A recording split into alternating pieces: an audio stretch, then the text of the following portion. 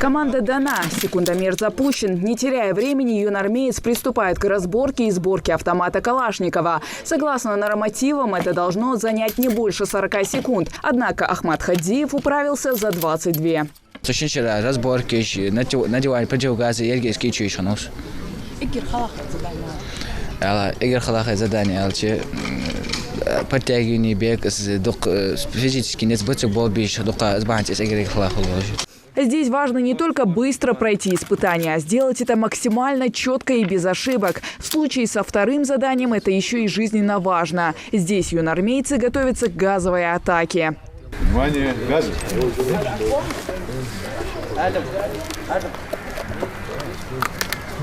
Стать сильнее, приобрести навыки, опыт и укрепить командный дух. За звание лучшей команды борются около 50 участников из 5 школ Малгобека. Пока лидирует 18-я.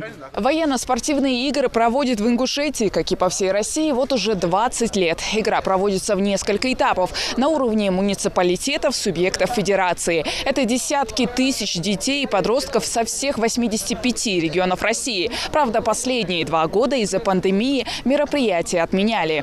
Однако это дало больше времени подготовиться к военно-спортивным играм. Амир Гаракоев впервые участвует в соревнованиях. Хоть вначале и волновался, но управившись с автоматом за рекордные 14 секунд, парень чувствует себя гораздо увереннее. Тот результат, который поставил сегодня я им доволен, но сказать так, что на 100% нет, потому что на соревновании по автомату сегодня я показал лучший результат 14 секунд и второй раз 17 секунд.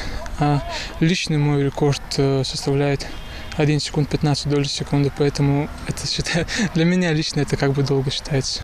А далее подтягивание и бег на 100 метров. Сегодня у юнармейцев отборочные соревнования. Лучшая из 5 команд через несколько дней отправится на игры районного этапа. Как отмечают судьи, сегодня юнармейцы показали неплохие результаты.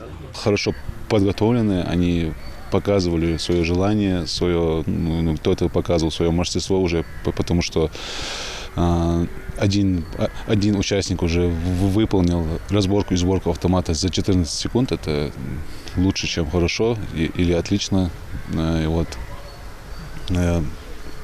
один участник по надеванию противогаза выполнил по времени 3 секунды. Это тоже очень хорошо. С отрывом в несколько очков лучшей командой стала 18-я школа Малгобека. Участники надеются попасть на республиканский отбор всероссийской игры «Зорница». Пройдет она на базе кадетского корпуса в Сурхахи. Хава Гайзикова, Рамазан Зурабов. Новости 24.